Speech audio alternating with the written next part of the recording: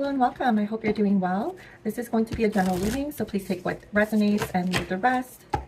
We'll grab an oracle card first to get the overall theme of this reading. There it is. You're very close to achieving your goal. Gibbous moon. That's beautiful. We're about to have a full moon in Capricorn. Depending on where you are, it's going to be either today or tomorrow.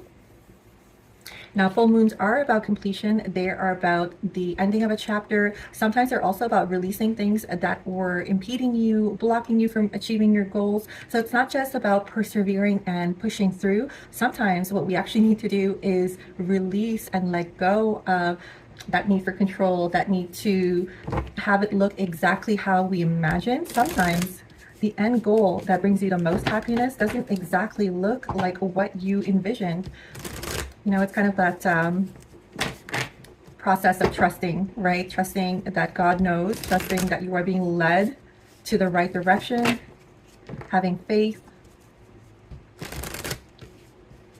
Yeah, very, very close. I see that. You might be thinking of also doing like a ritual to release things that aren't serving you under the full moon, because this is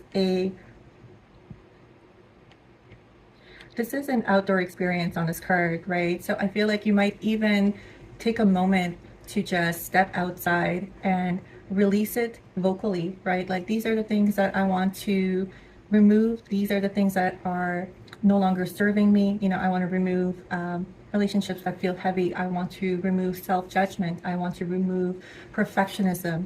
You know, and you're just releasing it out under a full moon. Yeah, very cool. You might have tall trees as well in your backyard. Six of Pentacles, love that. Give and receive. This is reciprocity. This is generosity and the ability to receive. Three of Wands in the reverse. It's really about the end goal not looking exactly how you imagined, but not being deterred by that. Like, there is a reason where you had a certain plan, where you were going to go a certain direction, you had a goal in mind. Oh, look at that. So on point. The World card, talking about completion, talking about the end of a chapter. I'm just going to cover her up just in case. Don't want to be flagged for anything. So it says reward, success, completion. Yeah, exactly that. Just because it doesn't look like what you thought doesn't mean this is the absolute best thing that could happen, right? It might even be better, you know? Oh my gosh, okay, I get it.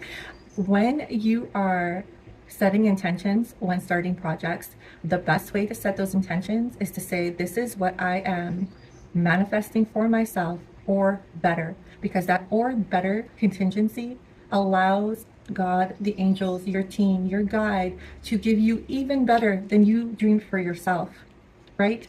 And so it's that kind of like, it's that kind of mentality that allows for flexibility in the end goal that creates the most beautiful outcomes for ourselves. And to always kind of have this hope and this outlook, like, it's not exactly what I wanted, but how do I not know that this is not even better, that this is not going to be even more fulfilling, that this is not leading to something even greater, right? Because this is the closing of one chapter and the opening of a new one. You're not even sure where that's going to lead. It can be so much better than you dreamed for yourself. There's a real balancing out here. I want to say even like a wisdom game. Let's get a little bit more. Second house of finances, Aries and South Node. Aries you might have in your chart, not necessarily, but it feels like this bold energy of, I'm going to head forward, I'm going to move forward, I'm going to take action on this. It has to do with finances, so it could be a career move, it could be starting your own business. South Node here talks to me about gifts you came into this life with. This is already a talent that you have. You know you're talented at what this idea is, so the achieving of it, you might have had a really distinctive like picture of what that was going to look like, because this is such an innate gift. Maybe it's even something that you used to do when you were younger, but it's taking a different form. And I think the reason it's taking a different form that you weren't expecting is because you're moving towards your North Node. So looking at your lunar nodes on your natal chart might be really helpful. You might actually have your South Node in Aries, and so your North Node would be in Libra, which is more about collaboration, not so much spearheading, not so much leadership, but maybe it's more of a collaborative, more of a community-based outlook. Maybe it has to do with partnerships. Maybe it has to do with finding the right partnerships, not taking on all of the burden on your own shoulders, but trusting the right people. Right, there's this, oh yeah, I just see a family as well here. Like there's this give and take. There's this shared responsibility. It's not always you giving and someone else receiving, or you receiving and someone else giving, right? There's this balance, there's this harmony. It's giving me, yeah, partnership vibes. Very, very cool. Let's get a prosperity reading on this.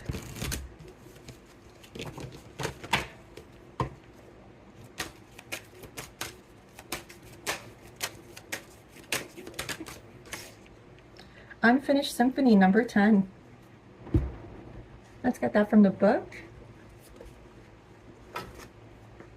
10 is also a completion number, so I'm really loving how there's a lot of synchronicity in this reading.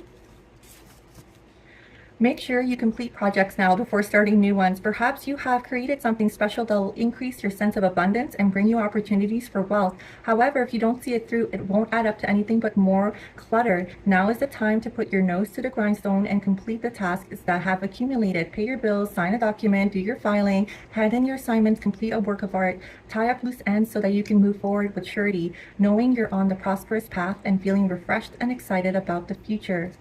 Love that. Hope that was helpful, and I'll see you on my next one.